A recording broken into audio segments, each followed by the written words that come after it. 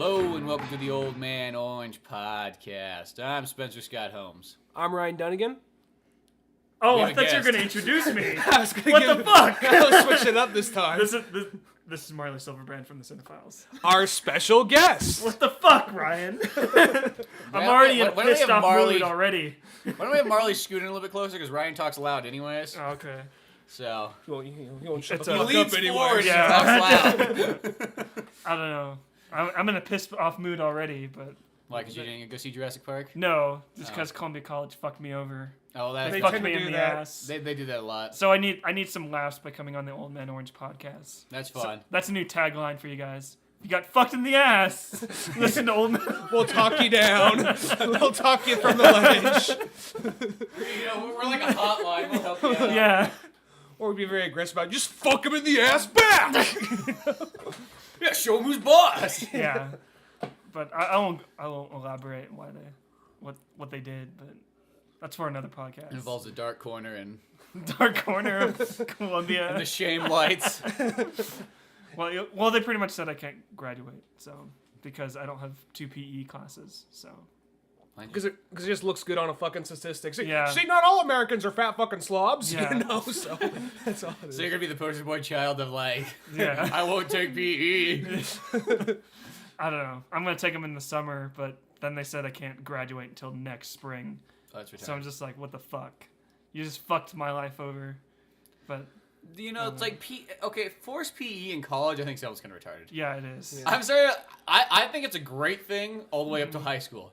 Mm-hmm. But by the time it's college, it's like they're adults. They can make their own decisions. Well, now they're cutting PE classes for high school. Well, so- yeah, They I know. are, really? Yes. So they can take it in college. They don't want people like Mr. Watson to have a job anymore. I like Mr. Watson. I know I did too. There's this one kid in one of Watson's class. It was in his weight training class. I'm going to give you a description of what Watson looked like. He was this really tall guy, blonde hair, brightest red face ever. And he wasn't even angry the whole time, but he had kind of a southern draw, kind of like his words would linger. But he was very calm. It just looked like he was sunburnt like year round. yeah. Like really sunburnt too.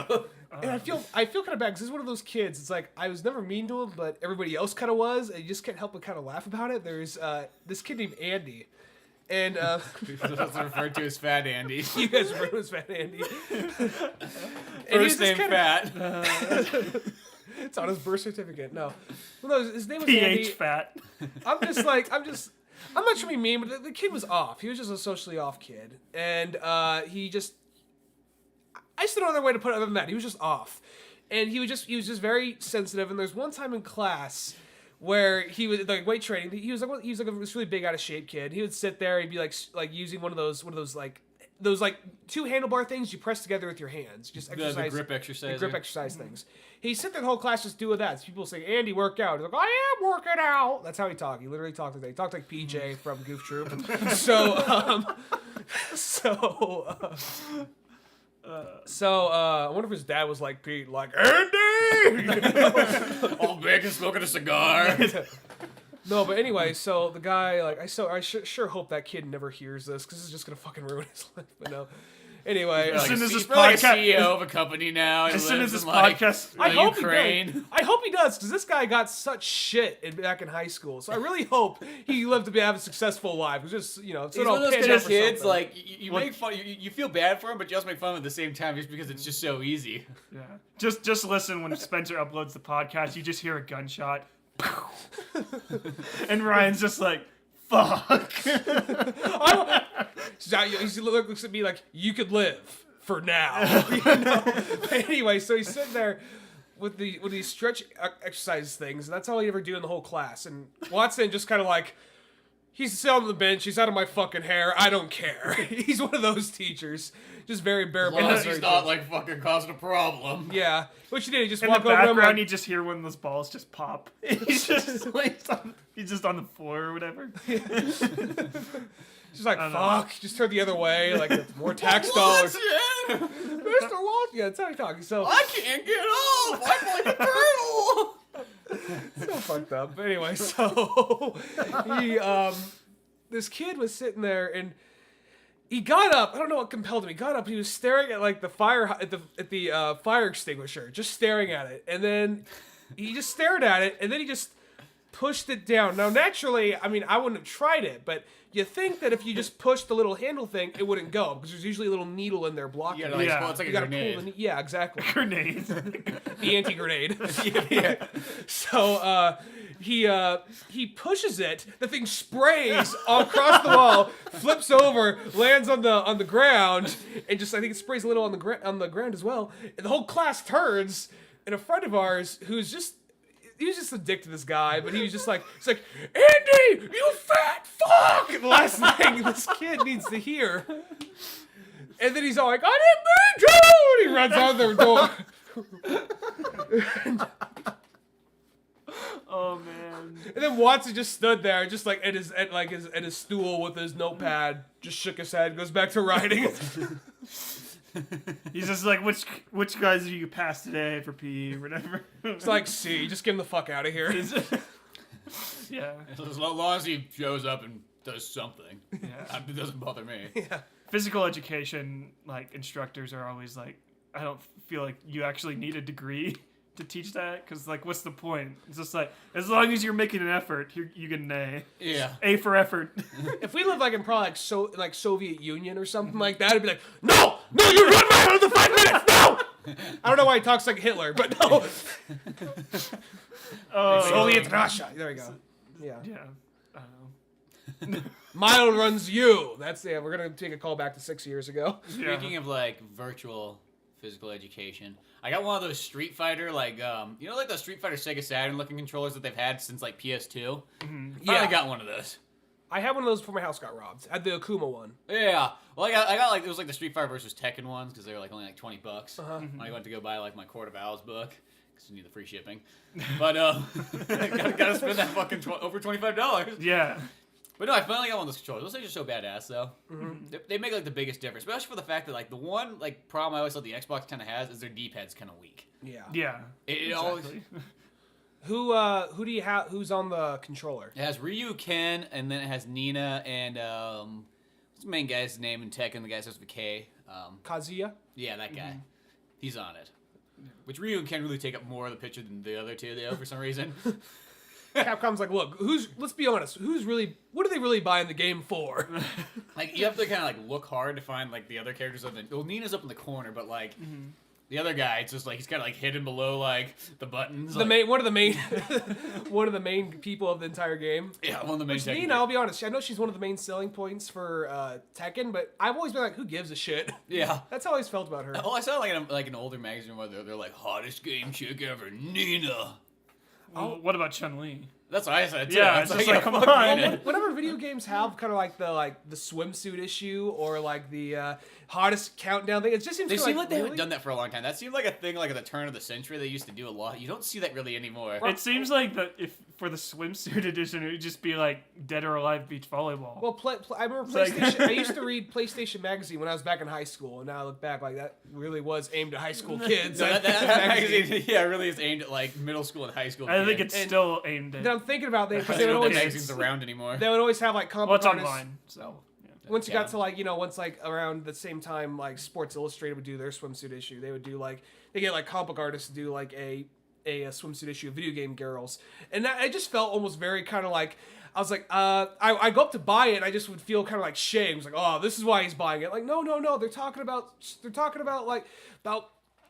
Jack and Dexter too. Come on, just fucking, just makes you look like that guy, you know? Yeah. Yeah. Like, there's no way you're gonna be able to talk this guy out of like thinking you're like. Yeah, exactly. Pretty much. But we actually saw Jurassic Park in 3D yesterday. I didn't.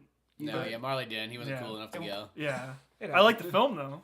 I'm here to talk about Jurassic Park.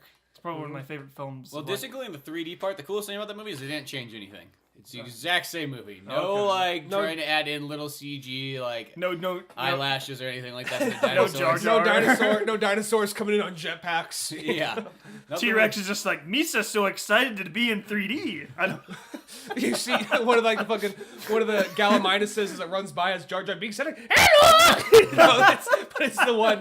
It'd be awesome though. It's the one that gets eaten by the T-Rex. Like, oh no! Misa dead. Yeah. They're like Alan, the kid's like, let's fucking watch. And Alan Grant's like, no, we gotta go. These seasons, Jar Jar Binks just holding on this fucking, like, Jar Jar Binks getting eaten. Like, no, let's fucking stay for a minute. Just 2 Even minutes. Lex is like, I don't really fucking care. I'd rather see this. The more we talk about this, I do want to see this. Jar Jar just get eaten just because. How many videos on YouTube do you think there are of just Jar Jar dying Yeah. slowly? Yeah. In slow motion, just like with Sarah Bareilles music in the background. If you want people to love the next like string of Star Wars films, just have Jar Jar Binks in there for one scene getting killed.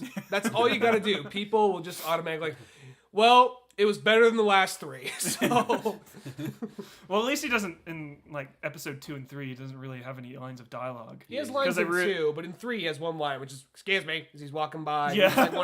He's like a senator or something in that one. It's almost like somehow, some way he became a senator. God Yeah. knows how that happened. well, he represents the Gungans. I'm just having Yeah, trouble. need to have, like, clearly there's no other competition. This is where like Rush Limbaugh comes in. Like This is a Rush Limbaugh like comes Gungan in like looking guy. we all know it's all It's all the liberal agenda. It's all the rebels' agenda. Goddamn rebels. equal rights. Let me tell you something about equal rights. That's what's gonna happen there. No, but so we went to go see that, and what can we say? Jurassic Park was badass. Amazing. Well, really, when I think of Jurassic Park, I think of it as like it's my all-time favorite movie. And I always looked at it. It's like of the '90s generation, that's like the Star Wars of the '90s generation when you think about it. Because if you had like Star Wars was like '70s going to the '80s, then you had the Indiana Joneses '80s going in the '90s. Jurassic Park is just right there in the '90s generation. Yeah, pretty much. It was one of the first films that like when I saw it like in the 90s, I was just like, I want to make film. It's like it was that and Back to the Future, but Back to the Future came out in the 80s. Like, but I don't know. I love Jurassic Park. I think it's one of my favorite movie scores too. Yeah. John Williams did a really good job scoring it. It's just amazing. It's all around amazing. It's like everything's just great about that. Because if you hear like if you were to play like the score like over this podcast, like people would immediately get it. Like it's the rising action. Well, it's a very recognizable one. Yeah, except for Jurassic Park 3. That one doesn't really have a really good score. It still has John Williams score in it. I don't think John Williams scored that Jurassic Park 3. No, because they use his theme, but then there's like another guy that scores like the rest of the movie. Yeah, and he kind of butchered it in my opinion. But I don't know. Jurassic Park 3 is still pretty good too. I like that one. It's all right. I don't think it's nearly as good. It's obviously like it's one of those ones like the first one's like pure amazing. Yeah. The second one's good. Has some flaws in it, but still pretty good. And then the third one's like, I think it's good, but maybe not nearly as good as the second one. It's got like a little bit of a drop down, but I like all three of them quite a Hopefully bit. the fourth one bounces around, but this is going to sound very immature, but I was telling this to Cisco on our way back after seeing it last night. And whenever I hear the Jurassic Park theme song, I just kind of imagine like Steven Spielberg singing, I am Steven Spielberg, I'm fucking rich, you are not, because you paid $7.50 to see this fucking movie. That's kind of here. Now, you could just take the score out and just have him singing in there whenever that song comes in. Yeah. Wow, that's amazing, right? Yeah. I don't know. It was different than that. It was actually more real rehearsed last night, but that right there is Yeah. what they get. But yeah, no, it was the 3D though was like one of those ones like strange like the 3D actually looked better than I thought it was gonna look. But at the same time though, it's like I just don't think it's possible to have a movie last for 2 hours in 3D. I think 3D it's too gimmicky. It's those ones if you show a 4-minute video with like 3D in it, it's like oh that's pretty cool. But just an entire like 2 hour long movie, I think it's just one of those ones like because the problem about 3D and no matter what on every single device that has 3D. It looks great when it's still. The second that anything moves in there, it gets all fuzzy. Yeah. Or blurry. Well, there's actually studies online. I've actually read a couple of articles saying that 3D like is only supposed to be good in like short like bursts, which is why the 3DS is so successful. Well, the 3DS because is like you'd be like. You know, I know played those, like 30 those, minutes you at know a like time. those like weird videos that they send you on the 3DS? Yeah. That like you're like I don't know why but those videos are like the best looking 3D things ever because they're only like 2 to 4 minutes long. Yeah, but once you start getting over like 2 to 2.5 hours, which that's when your eyes start getting like tired and like I think your eyes start getting tired after like 40 minutes. Yeah. But it's like it's like I think the limit is like an hour. Like you can take it. So yeah, because that's the only thing that's like after a while I know it's like too you just start going like it's just like I noticed the part when they had like the little animation video explaining how they made the dinosaurs, little DNA, like we got a dinosaur. That whole part was all in 2D. That whole part was in 2D. I was kind of curious to see that part in 3D, but they're just like fuck it. Yeah. You know? Fuck it, we just want their extra The $7. 3D people, the 3D people in the movie are watching the TV, and there's 2D there, so fuck them. You know, kind of felt that way. Because I was curious to see a little 2D, like, of all things in that movie, I was curious to see the little like 2D kind of like, we got a dinosaur. The DNA guy. Yeah, Mr. DNA. So that's Jeff Goldblum. Amazing. Yeah. I love Jeff. He's Goldblum. amazing in everything. He is. He really like makes any movie. Yeah. You could put him in a Katherine Heigl movie and like, I don't know. Catherine Bigelow, you mean? No, Heigl. That's the Heigl. chick. That's the freaking rom-coms or whatever. And I think it would be good. She's in a bunch of romantic comedies. Yeah. I haven't seen any of her movies. Oh, that's but what wrong. If This sounds like a fucking sci-fi movie. yeah. Jason Statham. Coming in up next on rom-com. Coming up next on Sci-Fi. Sounds like a cyberpunk rom-com. Yeah, it really does. I was like, what the fuck? Or like an evil corporation in like a cyberpunk, you know?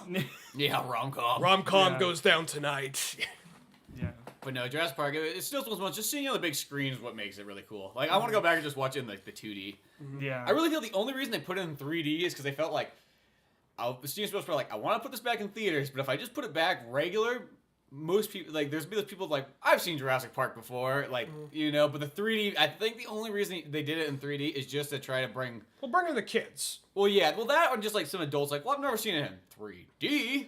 Yeah. I just want to see it on the big screen because I actually never saw Jurassic Park 1 on the big Oh, screen. you never did? I saw 2 and 3, but not. I the saw, 1. yeah, I seen Jurassic Park 1. I've seen all 3 of them, actually. Yeah. The one that kind of buzzed me out, this bothers me about a lot of movies, though, is remember how loud movies used to be, like in the 90s? Yeah. Like, I remember, like, when the T-Rex roared, it made the whole theater roar. Like, it was just, everything would vibrate. Or what was that that sound? It was like THX. Like that would like Oh, yeah, it would go like Yeah. that was like so cool like in the 90s, and they took that out because I They think kind of pussified it. yeah. Well, I just noticed, like, in the theaters nowadays, I mean, you go to some movies, and you feel like it's like, can somebody turn this up? I can't even hear I can barely hear the dialogue. Yeah. It's ridiculous sometimes. Maybe we're all deaf now because we listened to a lot of loud movies Loud in the movies. 90s. Well, about movies, they used to be loud. That was like the whole point of going to the movie theaters. It was just loud. Yeah, because you're well, maybe our sound systems have gotten better, like in home. It's like better than like Yeah. or just like our home theater system. I just really think that they've toned down the movie theaters just because old people have complained or something. I Yeah. really think that's the main reason because it's movies- too Turn down the volume, but turn up the fucking heat. yeah, that's exactly how it is. If that heater isn't going, if I don't get in there and it's 80 degrees, I am fucking pissed. Time for me to bring the fire pit and stoke at it. yeah. All the way back from Lincoln. It's okay. You need a volunteer? I'm retired. I'll stoke that fire for you. Yeah. Those kids are gonna be warm in those theaters. They'll catch the hypothermia and die. Just like my 8 brothers did. That's what happened in Korea. That's why we invented the fire stoking theater. Anyway, but Anyway, I was- speaking of Korea, Korea? they launched a missile on South Korea. Yeah. How the fuck did it? Where was I? When did this happen? Well, Korea's just being like. It happened this morning, actually. It happened this They morning. got Yeah. like missiles, and they've been for the last like month. You or knew so, that you knew North Korea declared war on South. Yeah, I knew that. I knew they were Yeah, talking they shit. declared that like 60 years ago too. It's Yeah. It's just, been a they slow. like someday. Just today, they fired a nuke at him. Not a nuke, Yeah. a missile. This is today. Huh. Look on Jesus. CNN. I've not been anywhere near a TV screen today. Fuck. Yeah. I'm the guy. Explain this North Korea right now. Yeah. Jesus. I knew Explain that. I this knew North that. Korea. I knew that Kim Jong Il's son was kind of like a fucking loon talking all this shit like that. You know. Yeah. But they said they excommunicated like communications with them. Did South do anything to actually like push them, or they just say, guess what? No, it's gonna happen now. Well, America's actually thinking about shooting it down, so yeah, because we don't want to get into a war right now. So. Yeah. Yeah, America can't really. Well, he was Yeah. all threatening. America kind of forgot how to fight a war. Yeah. Well, they were like threatening, like we could like launch a nuke over to Alaska or something. Were they saying that? Yeah, they could launch a nuke anyway. They're saying Alaska. They singled out Alaska for whatever reason. Yeah. I don't know. He's got a slingshot or something. But I assume you can launch a nuke to anywhere this day and age. But when they say to Alaska, it's like, okay, why are you stopping at Alaska? I just imagine a bunch of guys on a slingshot just pushing back now. You know? Barack Obama's like in a slingshot. He has like an AK-47. He's just like firing at it. Slingshot warfare. There's a smartphone game, you know, just like fucking Barack Obama flying through the air, just shooting. Barack Obama's just like, yeah, I played fucking Angry Birds. Yeah. Angry Barack. Angry Obama. Barack. Yeah. But Jurassic Park. Jurassic Park was fucking awesome. Yeah. So the fourth one's coming out in like 2 years, I think. Yeah. They got the people from Rise of the Planet of the Apes working on that one. That's cool, because Rise of the Planet of the Apes was good. Yeah, that was a good film. Good film, but I think the director of Safety Not Guaranteed, I think I mentioned in this podcast before that he's directing Jurassic Park 4. I really wanted to see that movie. It's his first like studio film, which is kind of weird. It's kind of like this. Everybody's gonna have their first studio. That kind of happens. I mean, I always just think of what's the guy who did Fight Club's name again? David Fincher. Yeah, David Fincher. His first movie was Alien 3. Not saying that, like, 'cause Alien 3 is kind of like an okay movie, but just for how big that movie was for the fact when it came out, because it was like, it's the third Alien. They put like so much money into that, and it's just the fact that guy never did a movie beforehand.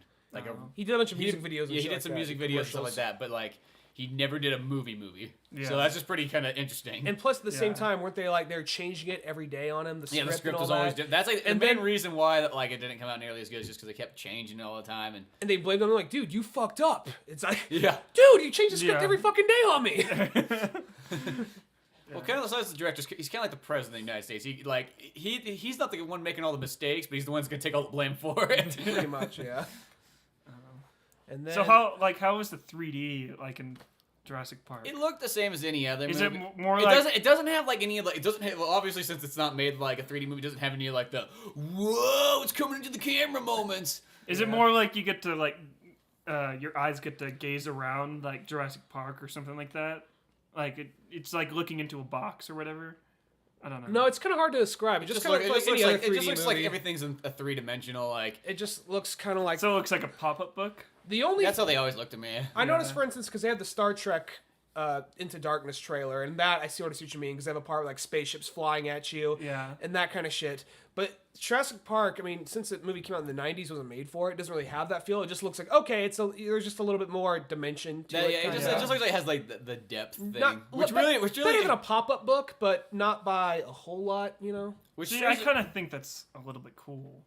That it's like it looks like a pop-up book, or even just like looking into like a box. Well, funny because they always call it 3D, but really what it all looks like, it just looks like a bunch of 2D images popped out. That's how it always looks. It doesn't look like it's in 3-dimensional. It just looks like 2D images that are in layers. Yeah. All the 3D movies I've ever seen, there's always been like just a few things that actually looked really good in 3D, and that was always like just something coming into the camera. And strangely enough, as soon as I said that, I'm like, fuck. Especially since I was making the motion towards my face. But no. Porn in 3D. I know in 3D. It's got to exist somewhere in LA by now. But no, well, like in Avatar. Avatar, yeah. That's a 3D porn. Part of it was, yeah. Well, no, there's actually I think it's like the 5-hour version. Yeah, there's like a porno version of Avatar that's in 3D. Or James Cameron's in there like jerking off in the corner. Yeah. He's like, I've been working on this for 15 years, goddammit. Sounds like a wad of money. You know what? I actually just, I got a thing. Blooms. I just got a thing for fucking like blue space cats. I wanted to film it. I had to find a way around it, so I made this giant epic story. Yeah. So the furries really like it. Yeah. So did the otakus. No, but anyway. But like I want to say this isn't so much about the movie itself, but more about just our particular experience in the movie. When seeing this movie with you guys, because you and Cisco, both your favorite movies of all time is Jurassic Park. And sitting in the theater with you guys, because there are certain things you guys just chuckle at that no one else chuckles at. Well, which I get, because we chuckle before sometimes like our own personal jokes even happen, which I think that's makes it funny. Because your favorite lines like, no, I know my way around the kitchen. You guys crack up. No. Yeah. That, the best line in the entire movie though is where she's like, he left us, but that's not what I'm gonna do. Yeah, like that kind of stuff. Or there's also the one like, you know, like for me it's kind of like when like Muldoon like turns like clever girl. The thing like mauls him. And I also love the line too where like they're like, "Where's Nedry? Check the vending machines." And then there's like Now Nedry in 3D is pretty funny. I mean, remember like the part where he's in San Jose and he's eating like lunch and then Dotson comes by. I remember just just started busting up laughing the second it cut to that scene just because like Nedry in 3D. It's like I don't know what's so funny about seeing a big fat guy in 3D. I still think it was Nedry. I just think of like Newman. Newman. Yeah. So when he comes in though, when like Nedry comes in, it's just like he's like Dotson, we got Dotson here. See, nobody cares. Like that. It's always those kind of jokes. Like I can't explain why it's funny. It just is. Don't get cheap on me now. And you know what? This is one of those things. Like I know that you said Spielberg. You like Spielberg, but like recently he's been kind of losing it for you. Yeah. Spielberg really is that director because you hear people talk about like how Jaws is their like children's film, Indiana Jones is theirs, and then you come to like Jurassic Park. Now Jurassic Park. You know, And then you get kids with like Saving Private Ryan. Yeah. you get World War vets that like Saving Private Ryan. Well, some of those ones, like, there's always those people you'll meet. I love that movie. Don't get me You'll wrong. meet, like, kind of like some... There'll always be some film snob people you'll meet at some point. They'll be like, Steven Spielberg is not really... He's just okay, And it's like, when it gets down to it, there's a reason why Steven Spielberg's known as, like, pretty much the #1 director. Because he just has the movies under his belt to prove it. And he got there first before anyone else. Well, Just kind of, First, as in, like, 60 years after the first directors, but... well, yeah. Well, I First guess, as in I think the- I see what you mean. I guess he's the guy that kind of like made the big Movies. blockbusters, Well, the huge epic blockbusters that have kind of set the standard today. I'm thinking like more like Jaws. Like, the modern film, I Jaws, guess you could kind of say, like, Yeah. from, like, let's just say...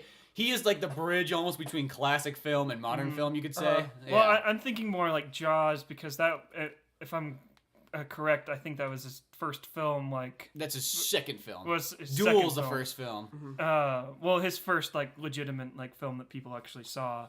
Duel's legitimate. You never. Well- What the fuck's wrong with Duel? Well, I'm just saying, just like he probably got so much shit about Jaws. At least- It's like the people were just saying the shark looks fake. Don't do it. Don't do it. But he was just like, Yeah. One time we were talking about Jaws. We were somewhere in Colombia. We were talking about Jaws, and I was saying like, and we were just talking about Spielberg. I'm like, still to this day, I love Jaws. And some guy was like, Jaws is overrated. I'm like, shut the fuck up. I will fight you over that. I don't know. I think he Jaws. made a lot of good creative decisions on Jaws. Just like you rarely got to see like the shark, the thing that like made the Tension. the tension was just like the underwater camera of like the first person point of view of the shark and going through like the shark swimming through like all those people, and even like the score by John Williams with the Donna Donna Donna. Dun, dun, dun, dun, I thought that was dun. a Psycho theme. I thought that was a not. Psycho theme. No, it wasn't. No, I'm Psycho's joking just- around. I'm No. joking around. I'm being sarcastic. First No. of all, you're like, what the fuck is wrong with you? Yeah. When did you get hit your head hit? But Way in, actually. I think that he probably got It's a a lot of fucking 3D movie, man. It's jambled my brain. I am not the same man anymore. It's giving me brain cancer. yeah. But he probably got so much shit just for like the shark looks fake and stuff like that. But he kept to it, and he's like, "This is what I want to make." And I don't know. I still think even the part when like the shark jumps up, and goes, I know sharks don't do that, but still. Yeah. Well, the sound like when Jaws dies and when the truck dies in Duel is the same sound too. Really? Yeah. Oh, that's funny. So technically, in I some wanna see- strange world, the Jaws and like the truck from Duel are all related. I want to Yeah. see like Jaws and the truck go at it. Jaws versus Duel. Duel is that movie Just that's like fucking strap a jetpack on Jaws and give him like a breathing apparatus of water. He looks like Bane. Yeah. I just like that truck and Jaws just heading at it. I Tom wanna see Hardy that. voices Jaws. It's like, well, Duel. He's all like, "Smile, you son of a bitch!" Jaws versus Duel. I want to see that now. Have you seen Duel? I actually haven't seen Duel. No, You I gotta haven't check that. seen I have like the either. special edition DVD version. I'll have to borrow that from Oh, you. You tomorrow, gotta check too. that one out. It's pretty cool. Yeah. I love the concept. Yeah, just it's one of I've those heard reasons- of it's it. cool because it's just so simple, but that's what makes it kind of cool. Just a guy's being chased by a truck, and the truck's really badass looking. It's like kind of looks like the trucks, like in Resident Evil 4, like when you get chased. That's what it reminds me of. I really think they put that Wait, scene in there from Duel. What part do you get chased by a truck in Resident Evil 4? You know when you're in the back of like the flatbed and Ashley's driving, and there's all like the zombies running at you, and they're jumping on the truck What? towards the end of the game. think. I don't know how you can't remember this. I don't know how I can't remember this either because I beat the game like 20 times. You get in the back of the flatbed truck and zombies are crawling. Yeah, they chase you, you shoot them off, and then there's like the boom, and the truck's coming after you at some point, so you just shoot the truck. Oh yeah, that's right. Because I can't remember. I thought that was Resident Evil 5. No, that's Resident Evil 4. Oh. Resident Evil 5 is when there's like the motorcycles are chasing you and shit. Oh yeah. Oh okay. I remember exactly. But yeah. But yeah. But Steven Spielberg though, just think about all his movies. I mean, just take the Indiana Jones, like all three of those for example. Come on. Yeah. Who the fuck doesn't like Indy? Fourth never happened. You know. Yeah, fourth never happened. Yeah, Fourth is just like that little student film. I remember when Spencer and I when we Steven Spielberg wanted to have his like experimental student film. More like George Lucas just wanted to like experiment with his fucking alien fetish or whatever. Well, the alien part's the one part that doesn't bother me. That like all the parts that seem to bother other people are the parts that I'm totally fine with, and the parts that don't seem to bother other people, I always have a problem with. Bible shit is right up there with alien shit to me. So it does not seem too out of the norm. Well, to me, it's like those ones like Bible, like find the. That's what I always tell people. I'm like, yeah, like the ark's real. Like you're gonna go out and find that, and then when you do find it, it's not like Moses like booby trapped it or something. I don't know. The thing that pissed me off is about like Indiana Jones 4 was just that like Shia LaBeouf? Shia LaBeouf swinging from the trees. That was kind of shitty. And then the red fire ants or whatever. That part was a little cheesy. Yeah, that part was cheesy. I don't think the movie's a god awful piece. I don't think it's god awful. Yeah, it's just not a great movie. That's and all. then was it Kate Blanchett's fake Russian accent? Yeah, and she's usually a very good actress. Yeah, but not in there. We actually went to that movie. That was actually one of those things because now I'm very kind of reserved. Like even when to go see Dark Knight Rises, I was still very like, I'm really looking forward to this movie, but I'm not letting my fanboyness get to me. And I kind of I almost killed the fanboy inside of me. Yeah. Probably because of Indiana Jones. Because we went in that movie. We were hyped as fuck. We were so excited. We were like, I was hyped. Indiana Jones 4, Indiana Jones, it's gonna be fucking awesome.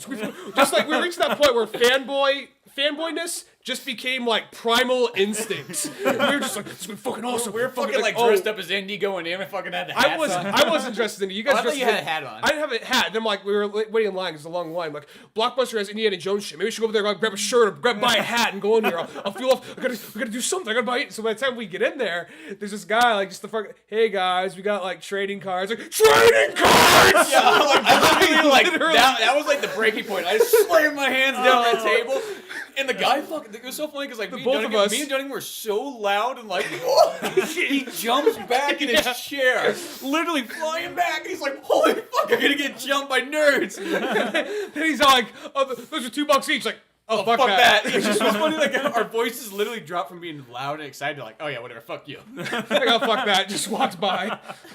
I thought they were giving out free shit. Cause remember when they used to give out free shit when we went to movies? Yeah. When was the last time you got something for free when going to the movie theater? I think when I saw. We have to pay for our goddamn 3D glasses nowadays. The Pokemon trading card is the last thing I remember getting. No, I got something else before. I got something else after that. Now it wasn't nearly as cool. That's probably why I'm not remembering it. But I have gotten things before. Like I want to say there was one other like semi kid/family movie that I got something weird like something like a Pokemon card, but just for something else. When Toy Story first came out in '95, I think I got like the little aliens, the 3 aliens that he finds at Pizza Planet. They're giving those out. Did they? Yeah. I never got one of like those. Little stuffed animals of them, or a little. Because I got one of those. It's the they're plastic or whatever. Okay. Because I have one of those. You know what I'm talking where about, you can right? squeeze the alien and like its eyes pop out. Yeah. I remember I got that. It's like from, a stress Burger toy King or whatever. Yeah, that's really what it looks like. Make this little kid suffer. Yeah. It almost seems kind of like trading for serial killers. Like, let's torture this small, innocent alien. Let's push his eyes in or whatever, and then also. And then District 9 comes out. Next step is fucking squirrels after this. Then people. The game begins then. Then koala bears. Koala bears. Koala bear. You are fucked up if you gotta kill a koala bear. Just after humans. Just after humans. Like, for some reason, that is a worse enemy to use. Yeah. Killing koala bears. It's the only way I can come. But, no, it's just one of those things like, well, no, just look at a koala bear. What's it doing? It's just sitting there eating its bamboo. It's like, how could you want to? I think like people like hunting out in the fucking where out in Australia, looking at a koala bear like, I can't fucking kill that. Just look at it. Just turns to you smiling, eating like bamboo or whatever. Well, the koala bear in American Dad is probably one of the probably one of my favorite characters. There's a koala bear in American Dad. Yeah, he don't works for the CIA. I couldn't stop watching American Dad after about like season 2 or 3. You should continue watching. Is it? It's Well, it's really mainly good. I was watching about almost a little bit under a year ago. I was watching kind of American Dad season 2 and 3, and I was like, there's funny moments in it, but it's that show and Family Guy to me nowadays just feels like strictly entertainment. Like, I don't feel like I'm getting something totally out of it. Like, when I watch South Park, I feel like I'm learning. Or if I'm watching Simpsons, I feel like I'm getting good values. And kind of the same thing of King of the Hill. I feel like I'm learning and getting good kind of value stuff out of it. But when I'm watching Family Guy or American Dad, I really feel like it's just strictly entertainment and nothing more, nothing less. Well, I can see where you're coming from right there, but Except for random pop culture like stuff that's I don't know how well. Family Guy, I never liked Family Guy just because of its random just like cutaways and See, stuff I like liked that. Family Guy when it first came out, but like Same here. Pretty much before it was popular. Yeah. Because like there was a time when like nobody watched Family Guy. Well, I think 1 too is like it's just Hipster point +1. I liked Family Guy before it was popular. Well, yeah, like I literally did because I remember like watching it like in like the first like couple seasons. I started off in the first season because it was just like back in the day. It's like Simpsons was on. There's this new show called Family Guy. Well, it's right around the same time. I guess I'll watch it. Yeah. Well, Has the same characters well, as the The thing Simpsons. the thing about Family Guy when it first started off is it started off like, I mean, yeah, it had the random jokes, but it wasn't just like insert pop culture reference here. Yeah. It actually, it felt like it was something different than what we've seen before. But then once they reached a point, I guess, they just kept on like rehashing a lot of the same old jokes and kind of like the long, drawn out like jokes that just are really repetitious. Peter beating up the chicken or whatever. Yeah, which the first few times that was funny. Well, but the after a first while- time. First time it was funny, and the second time, just because you're not expecting it, like, oh, fuck, Seth But MacFarlane kind of does an homage to that in Ted. He does, Yeah. yeah. Where And Ted was one of those movies too where it's like, this is what I think the concept idea is great, and I know it's one of those ideas that like when everybody watches it, they're like, why the fuck didn't I do that? Yeah, Because it is exactly. like a great idea. I do think that movie, if like if it was made by a different director, could have been like an even better movie. Well, it's Seth MacFarlane though. I did enjoy it, but I just think that like somebody else could have pulled that off and made it like. Oh, let's just say this. Now these guys are like the gods of comedy, in my opinion. But like if Trey Parker and Matt Stone did something like that, Yeah. the movie would be like a golden gem. Oh, Yeah. totally, yeah. And I don't know, like- it's like I still enjoyed Ted. I mean, like there's some major problems I have with it. Primarily Mila Kunis. Mila Kunis' character because she's written like so stereotypical. Oh, I completely forgot she was in the film. I think everything between Marky Mark and Ted but yeah, was Marky great. Mark and Ted, I think that's all good though. The serial killer Yeah. guy was kind of funny, too. I thought Joel McHale's character could have been so much better. Who's Joel McHale? He was, I think he was the guy in Ted that was like he wanted to marry Mila Kunis. Oh, the douchey boss? Yeah, the douchey Okay. boss. Joel McHale he can have so much range, and I felt like he was the potential. Is he on Community? He does the Soup. Oh, okay. Yeah. Isn't the Soup a chick show? No, the Soup is a show on E! It talks about like reality shows and stuff like that. Okay. Yeah, it's Maybe like I'm it's thinking pretty that much one that's got like Ozzy Osbourne's it's pretty wife much on it. just a green screen Show. Like a Tosh.0 kind of thing? yeah, Okay. and he's just like makes fun of like these reality shows like Honey Boo Boo Child and yeah. Anyway, so I guess this is where we're going to Anyways. actually... Dude, I saw The Master actually. I wanted to Oh, okay. Oh, Let's talk yeah. about this real quick. All right, Fuck, yeah. yeah, Did you see The Master? yeah. Funny, Well, isn't it? It was a- No, yeah, that was pretty darn funny. Something you won't see on the box, like, Spencer Scott Holmes says, it is pretty damn funny. Well, that's what movies is like. They always put Paul Thomas Anderson movies under drama, but he really actually is a really good comedic writer. yeah. When you get down to it, like just think of all his movies. They always have some of the funniest shit in it. Like Tom Cruise in Magnolia, that is one of the best characters I've ever seen in my entire life. Like, That like movie- Daniel Plainview, like, bastard in a basket! You mean Daniel Day-Lewis? His character's name is Daniel Plainview. Oh, is it? Okay, I was like, what? Yeah. Bastard in a basket! Just yelling down the hallway. Like, don't cut, they're not... And then even Boogie Nights, especially when you get the guy from Jurassic Park 3 when he goes and kills himself. Or just like the small things in Boogie Nights, like, I hear you have a very tremendous cock. Like, yeah, I do. May I see it? He just unzips his pants, and just with the most normal look on his face, just like, huh, that's nice. Just this normal, unshot. It's like I love anytime there's a Paul Thomas Anderson movie. It's just like they're all really good. I mean, he's one of those kind of directors. I always say his pinnacle was Boogie Nights, and nothing's ever been able to touch that movie. Yeah. But that's gonna happen. But his thing is all those other movies are still pretty damn good. I need though. to see Magnolia still. Yeah, you guys actually. Okay, you guys see just the Tom Cruise stuff is what steals the show like nobody's business. Because Punch Drunk Love the only one that's an actual intentional comedy? That one's it's about the exact same as all the other ones. It's in that Okay. in between zone, you know. But no, like Tom Cruise just a guy who's like speaking up for like pretty much like a man. How would you describe that word? Misogynist? I guess that might be it. Like instead of like you know like woman's power, it's more like man power. You gotta stand up. You're the man. I saw that part, and he's all like, we're here to talk about how you're a nice guy when you're really not. He like flips the table over or some shit like that. So cool. It's like the best part. And then Philip Seymour Hoffman's pretty much in like 90% of his movies. The only one I don't think he's in is in Hard 8. I don't think he's in that one. I don't believe but you get Samuel Jackson. Was he in There Will Be Blood? No, he wasn't in that one either. No.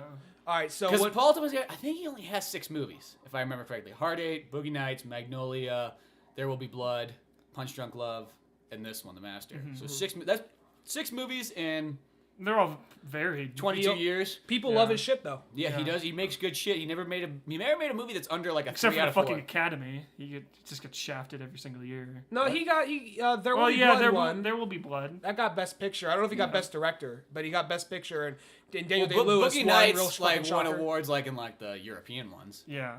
Which to me, I feel like I would rather have an That- award from the European than the Academy. Pulp Yeah. Fiction lost to Forrest Gump. I like Forrest Gump. Pulp Fiction lost to Forrest Gump, Yeah. so that's kind of Wait, like. how the fuck did it lose to Forrest Gump? Because Pulp Fiction's 1994 and Forrest Gump's 1995.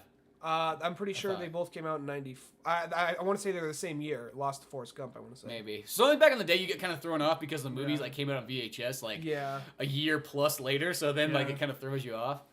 I don't know. I think Forrest Gump won over Pulp Fiction just because it's like that. It's that classic American story, just like about like A retard. well, he wasn't retarded, as Tom Hanks states in the. Well, he's He close. didn't go full retard. He didn't go full retard. I Am Sam. Sean Penn. Yeah, Sean Penn. 2001. Career over. Yeah, career over. Okay, he's still kicking along though, so yeah. Yeah. this fucking Well, I Gangster don't. Squad. Well, yeah. I don't Well, know. Forrest Gump is supposed to be. I think Forrest I have Gump my is a good opinions about movie. Gangster Squad. It's got John Lennon in it. Yeah. What's the highlight of Forrest Gump? Well, it does have John Lennon. in it.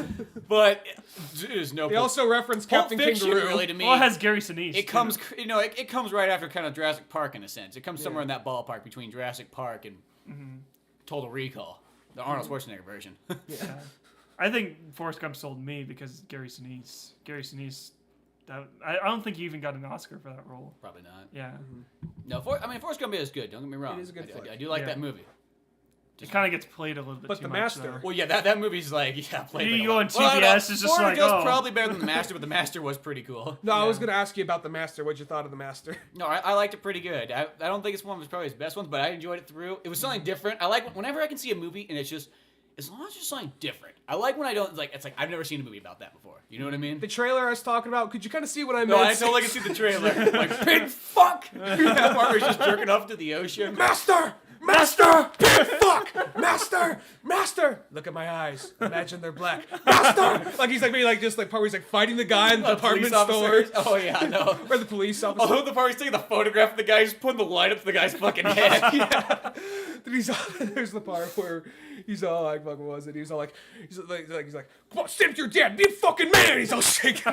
Master, master, master. But they also just you just hear them in the back of like in the jail cell. Fuck you, fuck you, fuck you. Just back and forth. Shut the fuck up. It's fun. I just thought that movie was funny. No, it was funny. It had some good moments in it, good drama in it. Good shots too. Yeah, good. Well, yeah. Yeah, Cinematography is cinematography. beautiful in that flick. Paul Thomas Anderson always does have it. You know, because he's one of those guys that when you take about 3 or 4 years to make a movie, sometimes you can come out pretty good. The only thing about making 3 or 4 years is if you come up with a shitty movie, that's gonna really suck. You better come back in like a year then, if that's the case. Yeah. Exactly.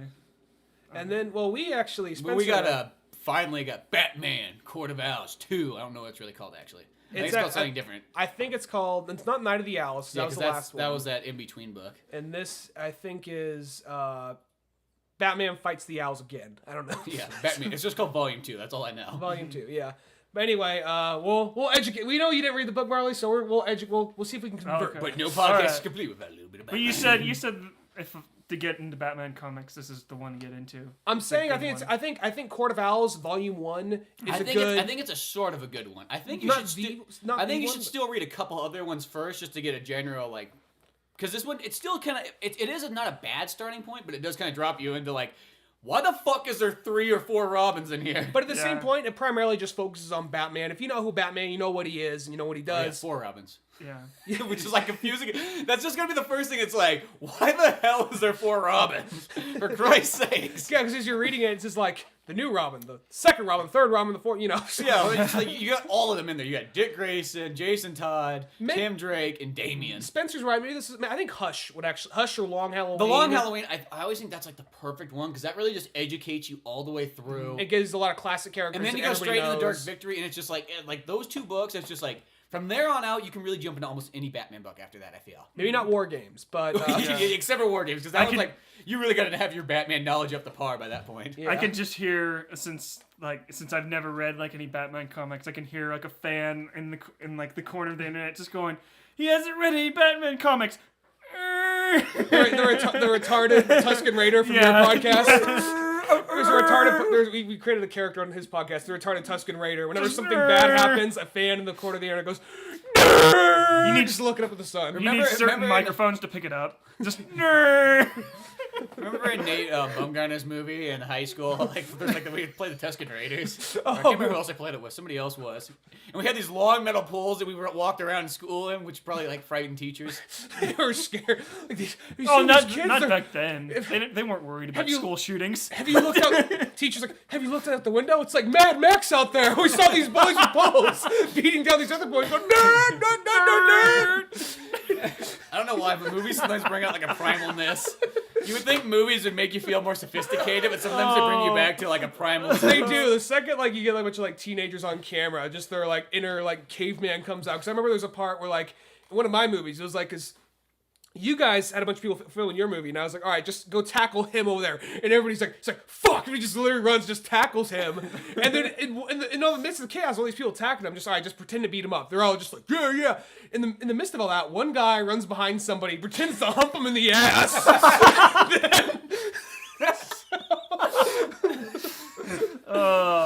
Wasn't it Thomas Chiquetta that did that? Wow. It was like Thomas Chiquetta. Oh yeah, it was Thomas Chiquetta. Yeah, he runs behind someone, pretends to hump him in the ass. Then someone runs behind him, and he's like, "What the fuck?" Whoever did that. That was the guy who didn't usually hang out with us, but he was in that film for whatever reason. Yeah. But no, just to clarify, we don't hang out with those kind. Thomas is cool, but no. Yeah. No, but anyway, Batman. Court of Owls. Yeah. We'll sum this up for you quickly, Marley. Okay. Pretty much the way Court of Owls is, it opens up. This is after the New 52. What happens is they rebooted the DC universe to an extent. They didn't erase everything, but just like, okay, we're just kind of starting from scratch. Some things never happened. Some things did. This is the second time they've done this. Yeah. It seems like comics do. I don't read a lot of comics. It's just after a while they get to a point where they're like, the only people we have left now are these hardcore fans. Even though nowadays I just feel like we live in the age where it's not like. I could see why you would reboot it, like when they did like the Crisis on Two Earths thing, because at that time there wasn't no internet, there wasn't really a way to like if you missed out on some stories, you fucked unless you had like $50 to spend on some like rare issues or something. Yeah. But nowadays it feels like they remake so many graphic novels. You can download. It just feels like you don't even need to really do that because like you can just. I mean, go on Amazon for like $100. You could catch up on like every Batman like major story you needed to.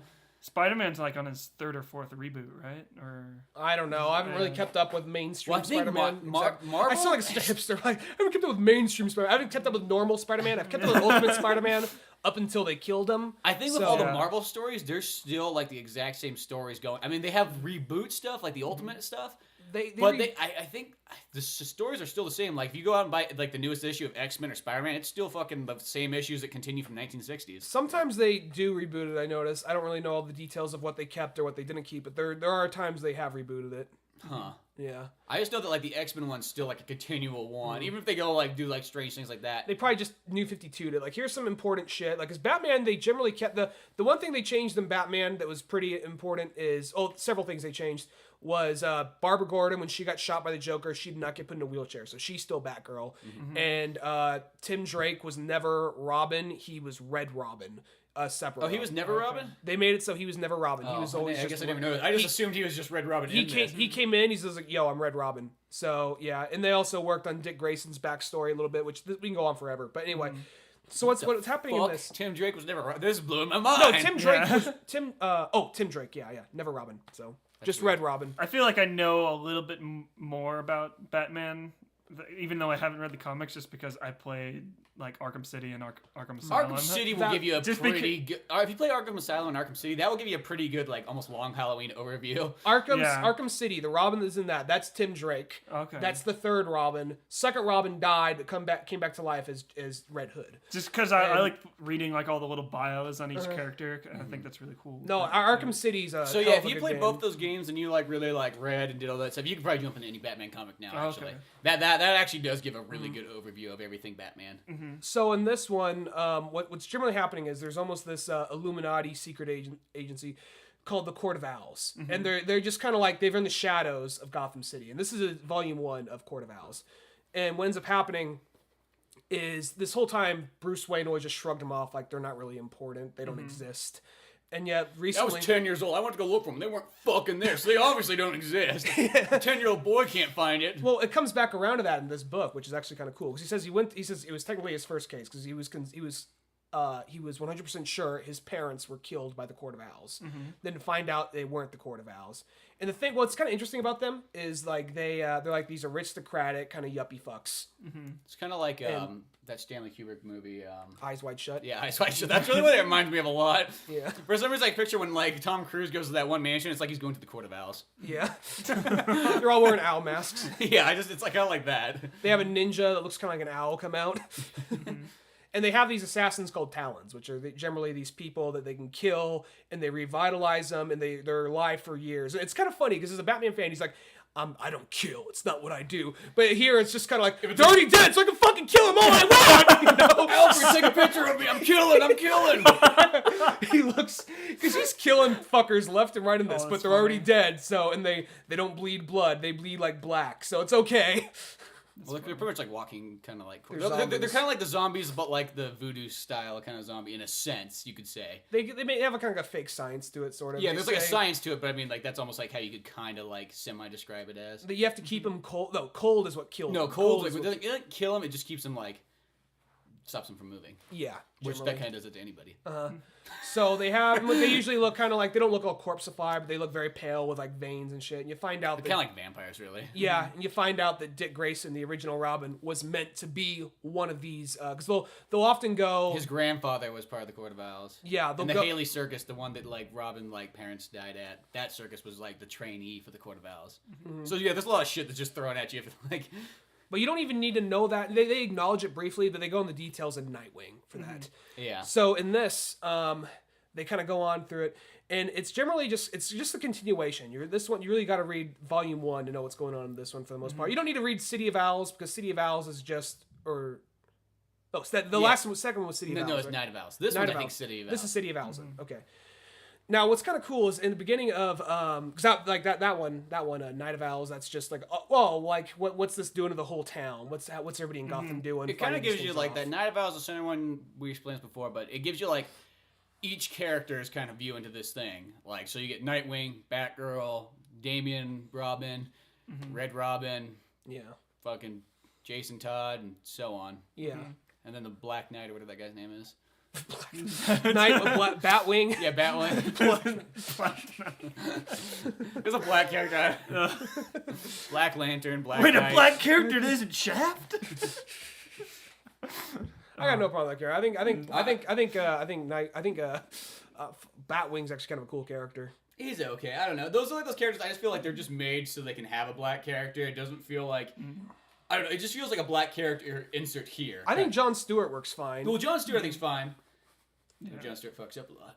But did he fuck up in that one like book you had or something? Yeah, he fucked up on what the hell is that one called? It's called whatever. But he like killed like an entire planet accidentally because he's like, "Fuck you, Martian Manhunter! I can do it myself." And then he's like, "I'll stop the bomb." Oh fuck! They painted it all yellow, and it blew up an entire planet. Oh, it killed an entire civilization.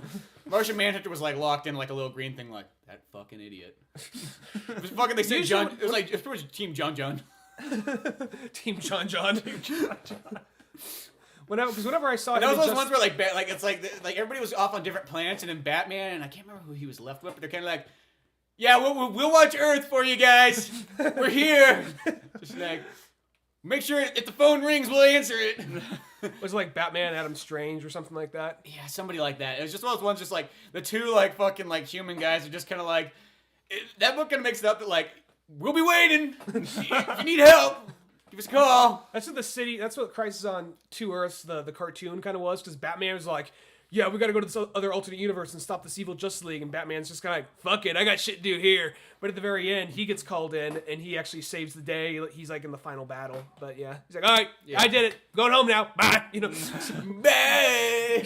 Just shoots his right from our thing. Just shoots his like fucking like grappling hook off screen. He goes, no. But anyway, so something that's kind of interesting about this though is he earlier on.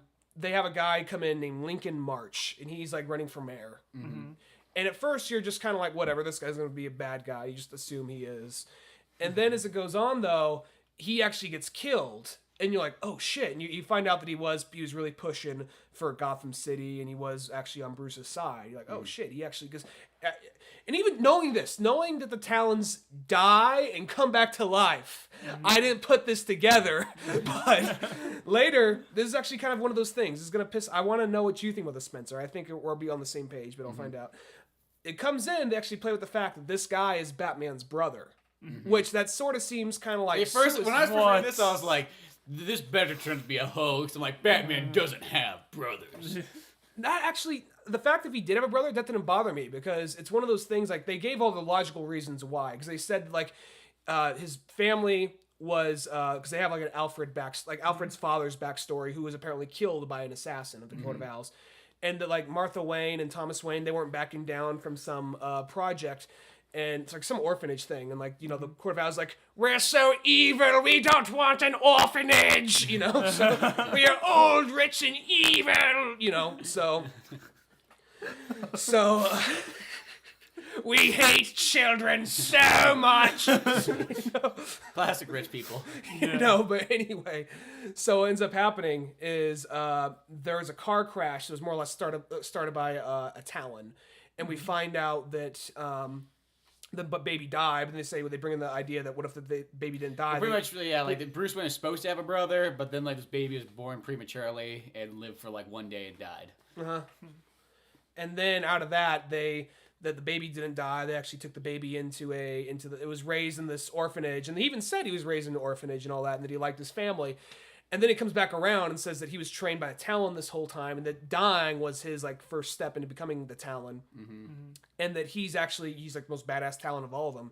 It actually was a very cool fight scene. It was cool and like yeah, it was something because you don't see Batman fall down the whole time. This guy's just kicking Batman's ass, but with two little things, Batman stops him, and that's what's awesome about it. And they bring in the idea that like he could have been brainwashed. And they kind of debunked all this evidence, and it ends on like, we don't know, but then more often than not, I notice whenever they bring up like a huge come around thing in comics, they always say it ends on we don't know. It comes back like, no, it's the case. Because if you look back on the way they looked at it is like Batman kind of like debunks it. It's like, no, this guy was actually just confused. The Court of Owls just kept telling this guy that he was Batman's brother the whole time, but technically Batman's brother actually ended up dying. No, but they even came back and said, though, but he could be. Do you have enough evidence to make that a solid fact? He's like, no, I don't. So he said... Because they couldn't find the body when the building blew up. Exactly. So it's one of those things that's kind of like... Because that's what happened in Hush. Jeff Loeb toyed with the idea of Jason Todd is still alive. Because when Jason Todd comes in, he's all like, I'm alive, Batman. Like, oh, fuck, Jason Todd never died, And then...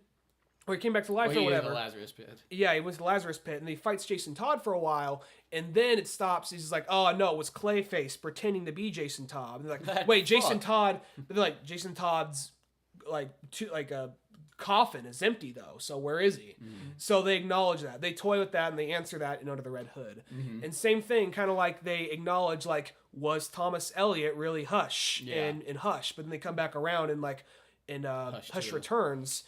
whoever wrote that, the first one was Jeff Loeb, and they say, no, that really was Thomas Eliot. So usually if they play around with like, we don't know, they always come back to saying yes more often than not. Yeah. It's almost what's like, I mean, like, it would all be like a ton, but I just don't think Batman should. I think that should leave as like, he doesn't have a brother. I think that almost plays a little. I mean, Batman having a kid is already one kind of thing, but like, Batman having a brother would be kind of. I just think that's a little bit like. Bad uncle? Bad uncle, yeah. No, but like, well, Damien's he apparently dead just comes back. He's just like totally dressed like an uncle. He's got like the wraparound sunglasses, and he's got like the coaster around the beer. Damien's like, can I go to Uncle Lincoln's house over the weekend? No! No, he'll have you be watching those rated R movies and giving you sips of his beer. Uncle Lincoln has an and Xbox. showing you how to gamble online. He'll swear in front of you. They don't stop and say, don't say it in front of your dad. Wink. I'll invite prostitutes over to the house. This guy's running for Don't mayor, make me by touch the way. his no. We had to take it there. No, but I don't mind that because it's one of those things. You got to push it forward, and you got to. Yeah, but it's got to change a bit, but. And it was one of those things I legitimately wasn't expecting that, but it was just out of nowhere because something they did real quickly. One of the few times they actually brought it up and then debunked it, it's like, no, that's fucking retarded. Within the same issue was in like at one point they tried to play with the idea of Batman dying in a book called Batman R.I.P.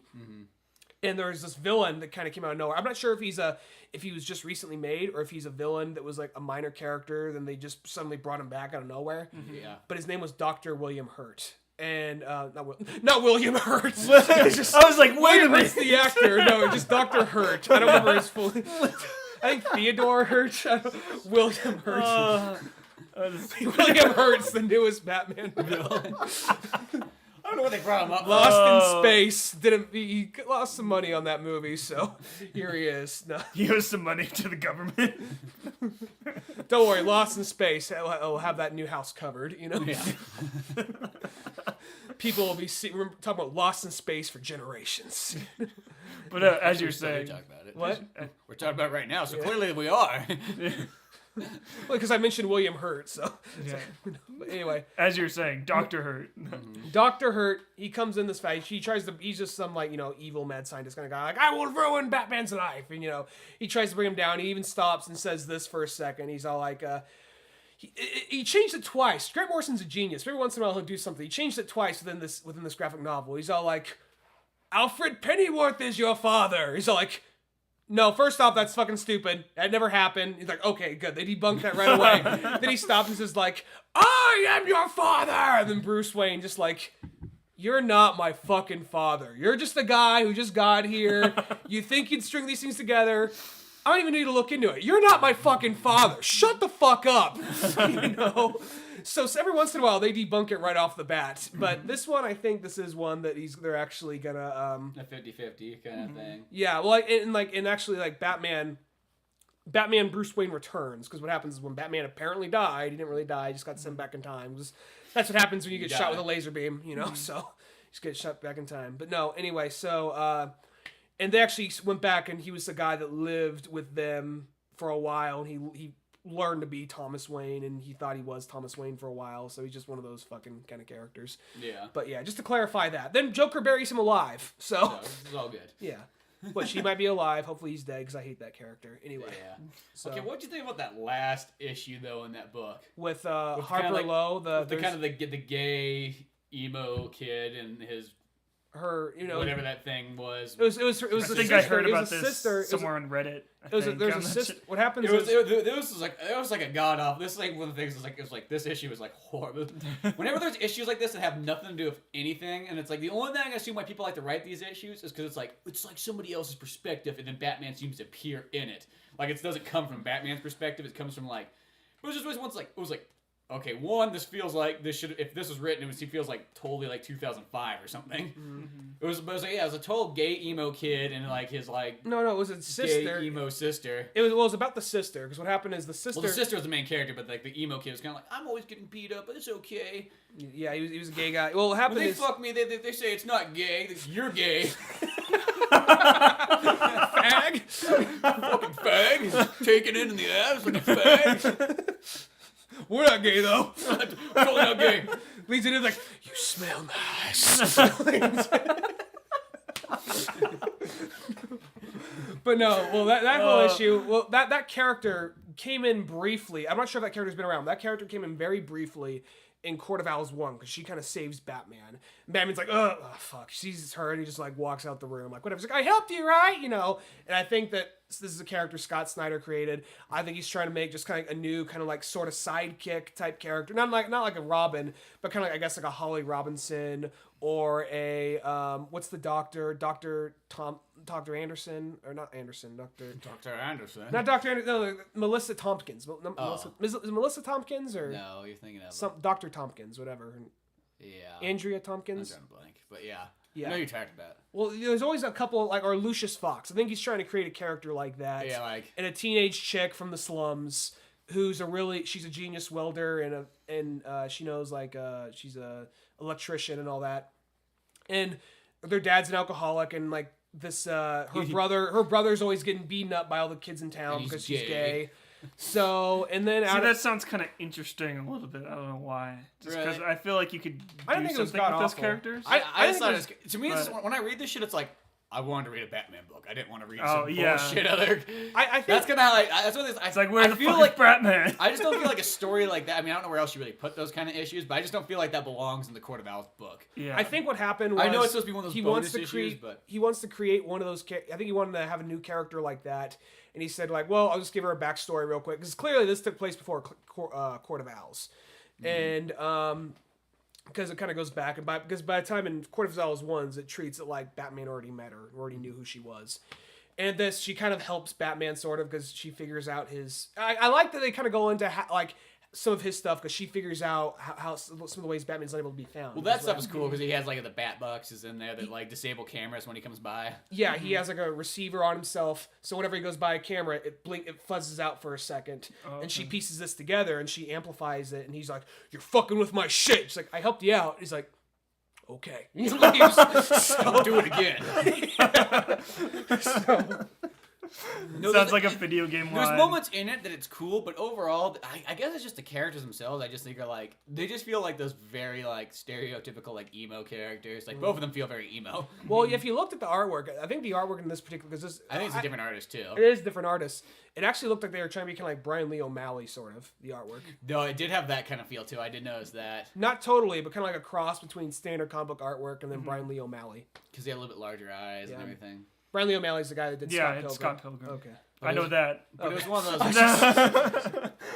Yeah. But yeah, that just was like I'm not a big fan when people try to put like I don't know that always means like that's fine if you want to write like some book that has nothing to do with it, but don't put this in like a mainstream Batman book. I know it's his book still, but like I don't know. I just feel like I think you just need to spare another issue. We should throw something else in here. Well, yeah, I know it's just like a filler issue just to make the book look a little bit thicker, but still, sometimes those kind of things like that are just kind of like this could have been a Batman issue. Mm-hmm.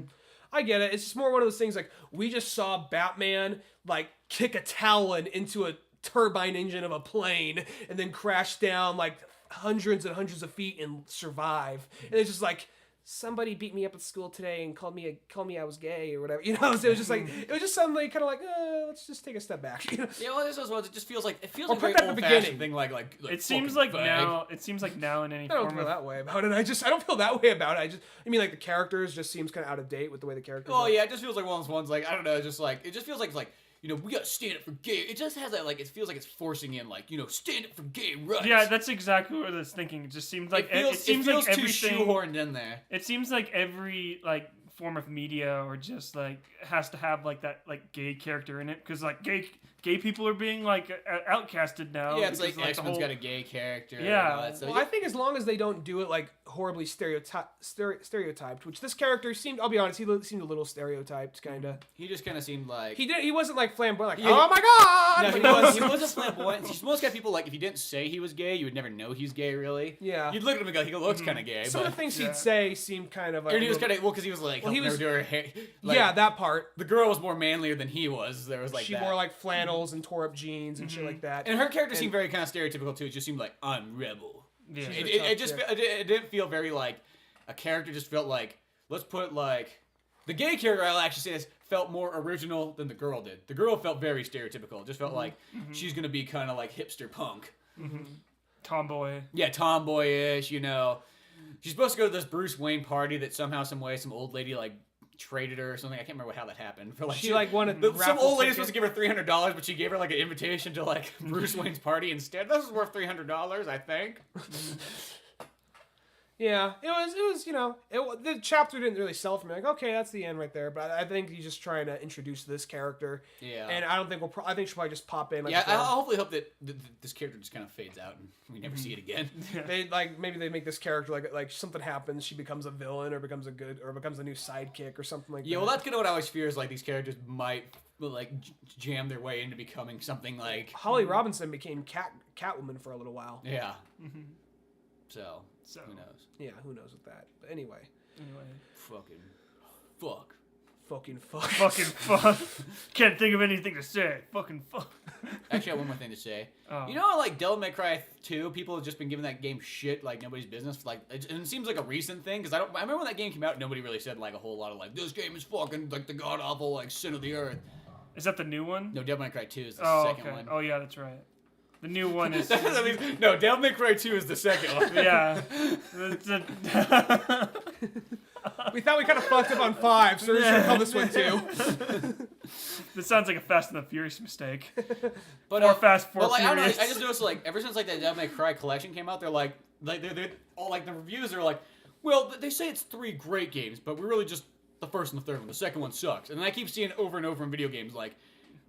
So pretty much, there's some games out there you don't need to play. Like you think you need to play them to like master the game and like stuff, but you don't need to play Devil May Cry 2. It does suck. Like one of those kind of things. And I was like, okay, I remember playing Devil May Cry 2 when it came out. Like, because like I had the first one and I traded with another friend who had the second one. So we were like, let's just flip flop these games and try them out. And I remember I was like, thinking back on, I'm like, the only thing I remember is Devil May Cry 2 was kind of shorter. It took only like 3 or 4 hours to beat, even though I know there's a second disc that has a different character on it. Never played it. But it wasn't Dante, so I didn't really give a fuck. It was a chick, yeah. And then the other thing I remember is I remember the game being like way easier than like the first one. Once again, though, I didn't consider that like a horrible thing because I mean, I remember it played smooth and stuff. So in the Devil May Cry collection, I've gone back and played the second one a bit, and I still don't see what people see as wrong in this game. Because this game actually has a lot of these things that for some reason I remember in Devil May Cry, but like they weren't in any of the other Devil May Cry games. Because one thing I always thought was kind of cool is this is the one where like when people are floating in the air, you can shoot them and keep them held up in the air, which I was like, that's fucking badass. Yeah. It's because reviewers are retarded Tuscan Raiders. Well, the thing They're about just like, staring at the sun. just like the only thing I think is wrong with it, okay, like yes, it is easy. Now you could always say that, but to me it's like that's not like the worst thing. I think you get the hard difficulty anyways once you beat it in normal. Yeah. And it's not. I'll say it's not frustrating.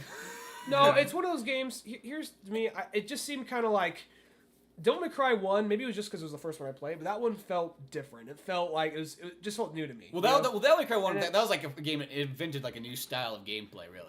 2, by the time I got to it, it didn't. It was. I'm not gonna say the game was god awful, but it seemed kind of like we don't gotta try. Really, it seemed. Well, the thing about that game is it still added a lot more stuff to it though, because you kind of forget because Devil May Cry 1 is pretty fucking bare bones simple game.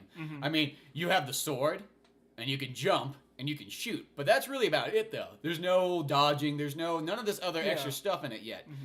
You know what I mean? And Devil May Cry 2, like that adds like you can run up the walls. You can do kind of all the Prince of Persia type stuff. You can depending on how you jump is how you shoot. So if you do a backflip and you're upside down, then you shoot upside down. But if you let yourself roll all the way around again, then you shoot normal. There's some cool stuff about it. I'm not denying that. It just seemed. In that game, you can move the fastest in it too. You can move faster in that game because you can keep rolling constantly. You can move faster than you can move in like Devil May Cry like 3. I guess for whatever reason, I mean, even though you could do that stuff, some parts of it just felt really stale to me. That's just the way I remember it. And at the same time, there's also another part of it that was this isn't really important because it's a video game. What's important is how fun the game is and how smoothly it plays. I've never actually played the Devil May Cry games. You should get the Devil May Cry collection. I'm thinking about You getting can get that for like $15 brand new now. because I did play the reboot of Devil May Cry, the one DMC. or is it being called DMC? I think that's what it's called. Yeah, that's kind of dumb. But let Ryan finish. But what I was gonna say though, the thing with the second one, something that like just seemed kind of dumb about it to me was, like I said, this isn't the most important thing, but it seems kind of like they made like Dante all of a sudden, because before he's just kind of like, oh, he's a smart ass shit talking guy, you know, whatever. This one he barely talks. He's just like, he has just like this salt, like, I am so badass. They're just trying to like, they're trying to get that across so much. He's like, there's a part where he's out like, he say lines that made no real sense. Where like when you fought the bad guy, like this very stereotypical like Italian guy, he's just like, I was meant to be king of the world, and he's all like, king, yeah. He tilts his head back. Here's your crown. Pulls a gun out and blows it out the window. Well, that thing's kind of badass, though. I always like those kind of lines. Have it make sense in some kind of way. Just like, well, because Devil May Cry. All I wanted was some money. It's like, yeah, here's my dick. Pulls out a gun and shoots him. It's kind of like, yeah, I like those. See, for me though, I like those kind of lines because they make it kind of fun. Yeah. But Devil May Cry, I will say this: Devil May Cry's never. I don't think the game was definitely not based around a story. It was more based around like gameplay. And that complaint I just made, that wasn't really an important part of it. It's just something I noticed. But But the thing about this to me, it's just like the complaints I've seen. It's like people are talking about this game like, and it's like it is not that much different than like Devil May Cry 1 or 2. And then personally, I think it's better than Devil May Cry 1. Now I think for the time, because Devil May Cry is just the first one, so it has that. But Devil May Cry 1, I think doesn't hold up nearly as well because when you go to talk to anything, it gives you the slow fucking text of like 2 inches Resident of Evil stone text. here. No, it's Resident text is fast. Oh, Resident Evil had the door opening whenever you went into a new room. Yeah, but no, like that's just a loading door. So I mean, like I understand why it's there. Yeah. But no, Devil May Cry has like this thing where it's just like the text is just like to insert the thing into the key you need to. And it's like Jesus Christ, just fucking let me click through it. It's like it's like I don't want to sit here and like wait 15 seconds for the thing to load up, or not load up, but do the text to go across. Well, I remember like the levels in Devil May Cry 2. Just the way I remember them. I remember they weren't as visually interesting. They were just kind of there. I remember the levels in Devil May Cry 1, the scenery. I thought it just being something new. The scenery really stood out to me in Devil May Cry 1. Number 2, it felt very stale, and maybe it was the music or something. I don't know, but just somewhere it wasn't like a horrible bad game or anything. Well, that's what I mean. Though, is like what I'm saying is like I'm not saying which one's better. I'm just kind of saying that. Okay, I see what you mean. What I'm just saying is just the game is not that far off from the other two. Even if that was your least favorite one, to me it's only like a point off, half a point off than maybe Devil May Cry 1. And you can't really I mean, like, because video games count as ones, like, of course Devil May Cry. Generally, sequels are mostly always better in video games, excluding sometimes. Because it's like they can always add more shit to it. That's why Devil May Cry 3 I think is much better than 1 and 2. You know what I mean? Yeah. I mean, you could buy Devil May Cry Collection, just play Devil May Cry 3. There's no reason to even really play the first two too much. Yeah. Well, not really missing out on too much of a story. The thing is, Devil May Cry 3, because Dante's kind of like the, yo, bro, 90s! He kind of comes across like that, I'm surfing a missile! And like number 3, well, it was kind of funny just because he went from being just so kind of like... I'm serious and the cool bad guy. And old, and now he's like, "Yo, bro." Well, that was it actually. must take place in the '90s, anyways, because he's younger, so obviously it's got to be like the '90s now. 3 is the prequel. Yeah. Well, I remember. Well, I just number 1. It just seemed. I think it was like good middle ground. Number 2 was just so too serious. Number 3 was too serious, too cool. It's too like you just said, 90s. Number 4 was just kind of where you wanted him to be at. Yeah, kind of got. They finally found that good. Like this is where he needs to be. Then they rebooted it. And then they rebooted it once they finally figured it out. Let's reboot it. I mean, I hear it's a great game. No, it's probably a good game. It's pretty serious from what I played from the demo. It doesn't really have any of like, I don't know. It from the demo. It's kind of like it. I don't know. I wasn't too impressed. I think it's just kind of. I just don't know like why people are talking so much shit on Devil May Cry 2, and it's like, I feel like talking shit on like a game that came out like in 2003 too also sounds like you're kicking an old man on the street. You know what I mean? Like he's 80 years old. What do you expect him to do? Fight back? I mean, Your like fucking job, old man. Just shove it around. Yeah, that's how it kind of comes across to me because it's one of those ones like I don't see how if you like Devil May Cry 1, how you couldn't have liked Devil May Cry 2. Maybe you didn't like it as much, but it's not that far off. To me, it's almost Devil May Cry 1 and 2 is closer than like Mass Effect 1 and 2. Yeah. You know, because Mass Effect 2 and 3 is a big fucking change from Mass Effect 1. So, I don't know. I just felt like I need to be that person who needs to stick up for Devil May Cry 2 because everybody else is giving it shit for I don't know why. Yeah. Just going outside of like video game, like just places that reviewed it like 10 years ago or something. You're like out there with a megaphone, fascist! Outside the Game Informer office. Yeah, it's like fuck you, Game Informer, and fuck you, IGN. You're all like, is this about the fucking like? Is this about our review for like Aliens, Colonial Marines? No, this is about Devil May Cry 2! Well, we never forgot! Well, it's like, I just do not get, like, it's just one of those, and just people nowadays want to talk shit on games that have, like, they're, like, not even bad games. It's horrible. Yeah. It's like if you're gonna talk, if a game's bad, that's fine, but don't be giving games that aren't that bad like a lot of crap too. Mm-hmm. Almost getting kind of like you're like the old man like in the Clockwork Orange, like I never forget a face. You know? Well, I get the point. Like, I feel like I need to defend older video games now at this point, or just video games in general, like Metroid Prime or the Other M. Yeah. Well, Other M, I can see why there's complaints with that. See, like for me, it's like when I play a game, well, like Never Yeah, played I it. didn't to have me, a problem I would say with it. I would give that game like a 9 out of 10 if I was gonna review that game. I think it's that good, and people were giving it like 6s and 7s. I was Sixes were a little bit rough. yeah, but it's like just I can say- maybe see an 8, but like I don't know. To me, that's one of the best Metroids I've ever played. Yeah, I don't. I still like Corruption. Corruption's probably That one's pretty cool. yeah, but But that the I one do for like DS? Super Metroid. No, Corruption's the third. Corruption one for is Wii. the The Wii. It was like the Yeah, the third Wii Metroid Prime version. 3. Oh, Yeah. okay. it's the ones that Retro Studios did. All The right. guys from Texas.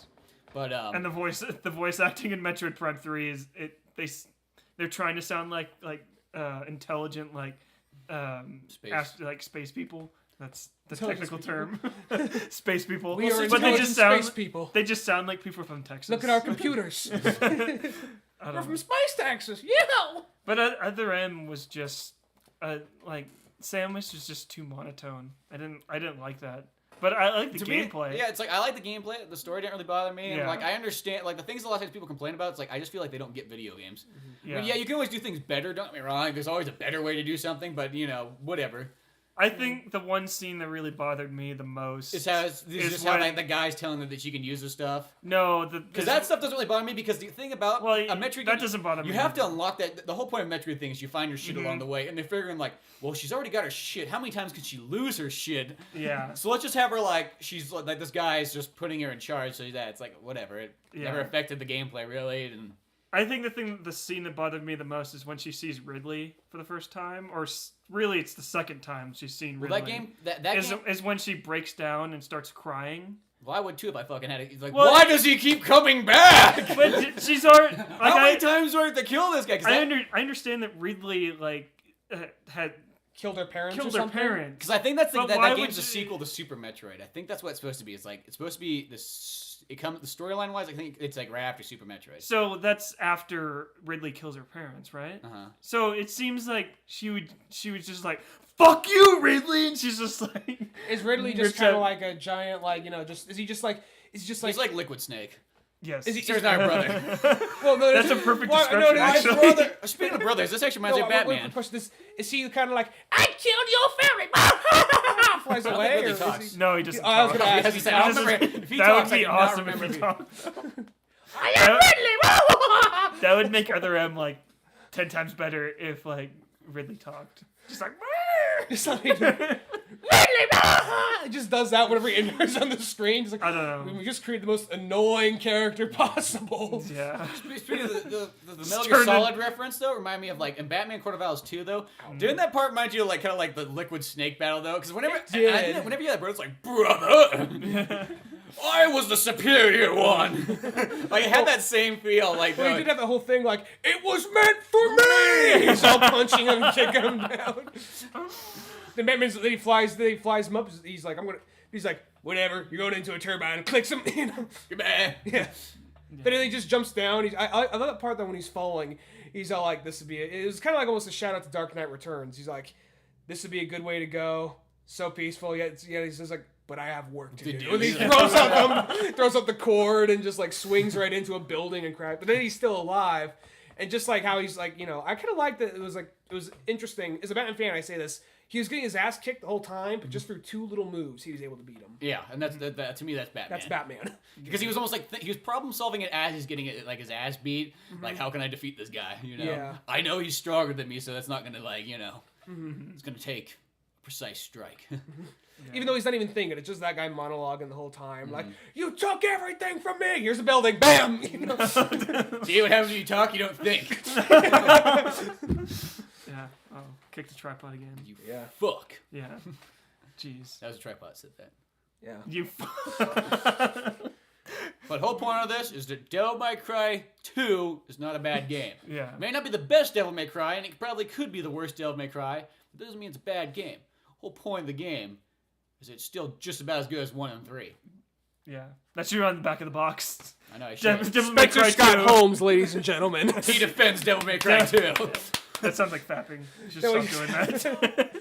They start playing like some inspirational music. I was in the. It's a Jurassic Park theme. I to tie it back into the was episode. trying to do the Enter the Dragon theme song. Oh yeah. They use that song in so many '90s trailers. Dun, dun, dun, dun, dun. No, it was like That's the. Jurassic It's like. It's like back and forth. Yeah. You Okay. get it. All right, Yeah. fuck it. Okay. But So, yeah. so did you get Luigi's Mansion 2? No. I saw they keep teasing me with that trailer at the movie theaters about it. Like, you should get it. Wait, that's playing at the theaters? Yeah, like the Regal beforehand stuff. It plays one Oh of those. yeah, that's right. There's Luigi's Mansion 2 one. I saw Like, a Wii U fucking commercial awesome. before. I saw a Wii U commercial. Just a bunch of people inside of like kind of like a looks like Celebrity Square like box. Yeah. And they're all just playing. I just or I want Hollywood Square. Yeah. I want to do an animation with that where like they're just like stuck inside like that little like the They can't families get- are stuck. They're having fun. They can't get out. They can't get out. It's just like, oh, Nintendo trapped us in here. We have no food. Just kind of like a me face appears across the wall at the screen. It's just like, hello, you're not going nowhere. We need you for more testing. Nintendo, let us out. It's like, Nintendo, let us out. It's like, no, that's never gonna happen Here's until your we ra- sell Wii U's. Here's your ration, family, eh? Just like It's like like- a circle like comes out of the ground, just a few pills just from the survival. It's in the shape. Tastes awful. It's just a one-up mushroom that pops out. It's like these taste The terrible. poison mushrooms. Like, yeah, we're not gonna feed you the good shit. Yeah. They eat the mushroom. Purple mushrooms. The kids all like, no, those are the poison mushrooms, Dad. Don't eat them. He starts like foaming at the mouth, falls down. He's like, good job, contestant B5. You've moved on. You just killed my family. It was you or them, contestant B5. It'd be like Gladys or something like that. It's fucking Hal. Yeah. But yeah. That time seems we like a at? good place to leave it off at. What time are we at? 1 hour and 26 minutes. Alright. That's not bad. That's longer than usual, so it's Yeah. pretty fine. Yeah. Okay, I'm Spencer Scott Holmes. I'm Ryan Dunigan. And I'm Marley Silverbrand. And we will see you later. Email us at omanorange.gmail. No, it's not Gmail, it's Yahoo. Oh. Old Man Orange Podcast at yahoo.com. Oh, and Okay. Cinephiles episode 15 is going to be up. It's really good. Like, it's Episode not 15. that good. It's not that good. It's not that good. You're Yeah, really selling your I'm not shit. It's not that good. I mean, like, it's one of those ones, like, Check out if you want if to. you listen to every we- other podcast. we talk about retarded Tuscan Raiders, so That's awesome. Yeah. But yeah. Yeah. So go to oldmanorange.com for everything Old Man Orange. Yeah. Bye. Bye.